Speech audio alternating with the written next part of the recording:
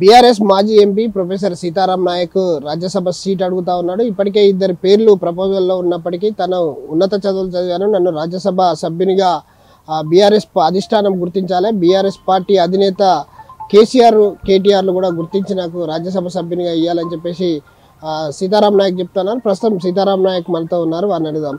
Sir చెప్పండి, రాజ్యసభకు సంబంధించి ఇప్పటికే ఇద్దరు పేర్లు వినబడుతున్నాయి, మీ పేరు కూడా ప్రస్తావనకు వచ్చినట్టయితే తెలుస్తా ఉంది. సో మీ పేరు ఉందా? అసలు పేరు ఉంది, నాకు ఈసారి వస్తుంది అనేటువంటి గట్టి నమ్మకం ఉంది.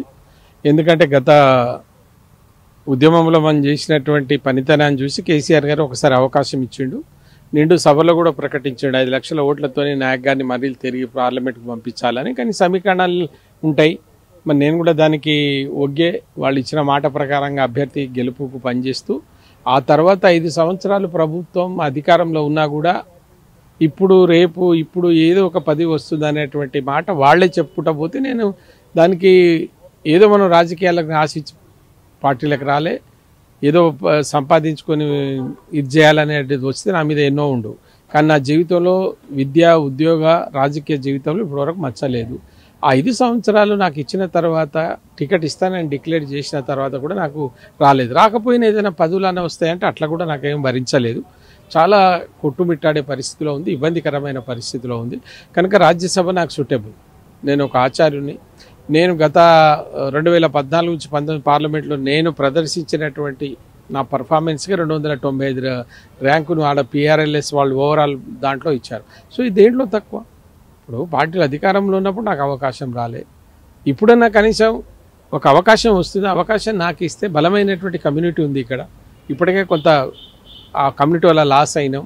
దాంతోపాటు నాకు ఉద్యమకారులు ఉన్నారు, విద్యార్థులు ఉన్నారు, నాకు ఒక భవిష్యత్తు ఉంటుంది. నాకు ఇవ్వాలని అడుగుతున్నాను, దాంట్లో నాకు తప్పులేదు. చాలామంది ఏదో పార్టీలు మారుతారంటే ఎన్నడో మారేవాడిని. కానీ నేను ఒక క్రమశిక్షణ, క్రమబద్ధత కలిగినటువంటి వ్యక్తి. వాళ్ళు కూడా ఆలోచించాలి కదా. ఇప్పుడు గతంలో మనకి ఏం జరిగింది, ఏదో ఒక లోపం జరిగితేనే కదా మనం పార్టీని చేసి. కనీసం ఇప్పటికన్నా ఆలోచించి ఆ సీట్ నాకే ఇవ్వాలి. ఈ తెలంగాణ నుంచి నేను మొదటి PhD తీసుకున్నా, నా కమ్యూనిటీ నుంచి. NSS ద్వారా 10 అవార్డులు వచ్చినాయి. మొన్న 2022లో గవర్నర్ నాకు గోల్డ్ మెడల్ ఇచ్చింది. ఇప్పుడు సామాజిక సేవలో ఉన్నా, పోతే ఎడ్యుకేషన్లో మొదటి PhD తీసుకొని ఉన్నా, కాకతీయ యూనివర్సిటీకి పాలక మండలి సభ్యునిగా పనిచేసిన.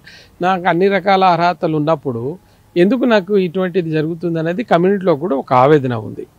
సో ఈసారి అయినా ఒక మంచి అవకాశం వస్తుంది, ఇస్తే నేను ఈ తెలంగాణ ప్రతిభను, తెలంగాణ రాష్ట్రం ఒక ఉన్నతిని, కేసీఆర్ గారి ఈ తెలంగాణకు చేసిన కృషిని రేపు పార్లమెంట్లో, రాజ్యసభలో ప్రతిబింబించేటువంటి శక్తి నాకుంది. వేరే వాళ్ళకు ఉన్నది లేనిది నేను దాని జోలికి పోను. నేను ఇప్పటికీ ఎన్ని ప్రశ్నలు చేసినా ఏంది అనేది వాళ్ళ దగ్గర ఆ డేటా ఉంది. నాకు తప్పనిసరిగా ఈసారి ఆ పేర్లలో నా పేరే కన్సిడర్ చేస్తారనేటువంటి నమ్మకం నాకుంది. సో మీరు ఎందుకు రాజ్యసభ అడుగుతున్నారు అంటే, మహిబాద్ పార్లమెంట్ ఎంపీగా బరిలో నుంచి తప్పుకున్నట్టయినా అందుకోసమే రాజ్యసభ అడుగుతున్నారా? విషయం అది కాదు కదా, ఏది ముందు వస్తుంది అని అడుగుతాం. ఇది రాజ్యసభ అంటే పార్లమెంటే కదా, పార్లమెంట్కి ఈక్వలే కదా. కనుక నాకు ముందు అవకాశం, పోయినసారి నాకు రాలే టికెట్, మళ్ళీ వస్తుంది రాదనేది మీమాంసంగానే ఉంటుంది కదా. ఇప్పుడు అందం దానికంటే అది ఏం చేస్తారో మళ్ళీ పార్టీ. ఇప్పుడు నాకు ముందు ఉంది కదా, అది సేమ్ ఇంకా పెద్దల సభ కదా. ఆ పెద్దల సభలకు ఓ ప్రొఫెసర్ కానీ ఆచార్యునిగా ఎలిజిబుల్ కదా. ఇది నాకు ఇవ్వండి అని అడగడంలో తప్పే ఉంది. నేను ఎందుకు తప్పుకుంటా దాంట్లో నుంచి, అది సెకండరీ. కానీ ఇప్పుడు ఉన్న దాంట్లో ఇది ఇస్తే కొంత మన పార్టీకి కూడా లాభం జరుగుతుంది. అలా నేను మాట్లాడే అవకాశం ఉంటుంది. ఇప్పటికే పార్టీ మీద చాలా రకాలుగా, చాలా విధాలుగా మాట్లాడుతూ ఉన్నారు. అది కరెక్ట్ కాదు కదా. తెలంగాణ తెచ్చిన దాంట్లో ఉన్నాం. ఇవాళ ఏదో జరిగేది ఏదో జరుగుతూ ఉంది, ఎందుకు జరిగింది ఏదో ఒకటి కొంత మనం పార్టీకి బలోపేతం చేయడానికే నేను ప్రయత్నం చేస్తున్నాను. దాన్ని అవకాశంగా తీసుకొని కేసీఆర్ గారు, కేటీఆర్ గారు నాకు పదవి ఇవ్వాలి అని అంటున్నారు ఖచ్చితంగా. ఇవ్వకపోతే మళ్ళీ నాకు ఇంకొక ఇది అవుతుంది. ఇక నాకు ఛాన్స్ ఎక్కడిది మళ్ళీ? ఎట్లనే పోతుంటే నేను ఏం చేయాలో చెప్పండి మీరు. అంటే ఒకవేళ కనుక మీకు అటు పార్లమెంట్ కావచ్చు, ఇటు రాజ్యసభ కూడా ఇవ్వకపోతే సీతారాం నాయక్ ఏమన్నా పార్టీ మారే అవకాశం? అది ప్రజలు, నా అభిమానులు ఉన్నారు. ఇంకా ఎన్ని రోజులు ఓపిక పడుతూ ఉంటాం? ఇప్పుడు ఎన్ని రోజులు ఓపిక, ఎవరికి ఓపిక ఉంటుంది? ఎన్ని రోజులు ఏమైనా ఏజ్ పెరుగుతుందా తగ్గుతుందా అన్నది? నా ఏజ్ ఏమో 65 దాటింది ఇప్పుడు. అందుకోసం వాళ్ళకి కూడా తెలుస్తుంది. ఇప్పుడు ఇది అడుక్కుంటూ నేను ఏదో పార్టీ మారుస్తా, అది మారుస్తా అంటే ఎన్నడో మార్చేవాడిని. నాకు ఆ నీతి ఉందండి. సో ఇప్పుడు బీఆర్ఎస్ పార్టీకి మీరు అల్టిమేటం అనుకోవచ్చా? అల్టిమేటం అంటే వాళ్ళకి తెలుస్తుంది కదా, వాళ్ళు అనుకోవాలి. ఇప్పుడు నీ పార్టీలో మనల్ని 4 తిట్టి మనల్ని ఇష్టం వచ్చినట్టు మాట్లాడి పార్టీ పదవులు పెట్టి ద్రోహం చేసిపోయిన వాళ్ళు ఉన్నారు కదా. సీతారాం నాయక్ ఆ పని చేయలేదు కదా. దాన్ని మీరు గ్రహించి చేయాలి కానీ మళ్ళీ నేనేదో మోసం చేసి నేను పోయే వ్యక్తిని అయితే కాదు. ఏదైనా ఉంటే పార్టీ నన్ను ద్రోహం చేసి బయటికి పంపించేది కానీ పార్టీకి అయితే ద్రోహం చేసినా బయటికి పోదు. సో మిమ్మల్ని గత ఎన్నికల్లో ములుగు స్టార్ క్యాంపెయినర్గా వేశారు అధిష్టానం. సో ములుగు అభ్యర్థి గెలుపులో కొంత మీరు అంటే పార్టిసిపేషన్ కావచ్చు లేదా గెలిపించుకోవడంలో వైఫల్యం చెందారనే మాట వస్తుంది. దీని ఏ విధంగా చూడొచ్చు? ఇప్పుడు ఎవరి మీద ఆధారపడి ఉందండి గెలుపు? కేసీఆర్ మీదనే ఆధారపడి ఉంది. పార్టీకి తప్పు చేసిందనే కదా మొత్తం రూరల్లో అన్ని 50,000 60,000 పోయింది. నేను ఒక్కరిని పోయి అక్కడ చేసి మనం కాదు కదా. నాకు రాష్ట్రం అంతా వేసారు.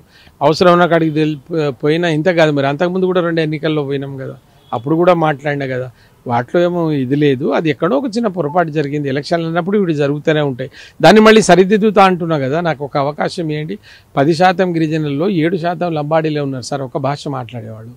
ఇలా వాళ్లే కదా మళ్ళీ కాంగ్రెస్కి ఎందుకో వాళ్ళే అవకాశం ఇస్తున్నారు. దాన్ని మనం సరి చేసుకోవాలనేది నా ఉద్దేశం.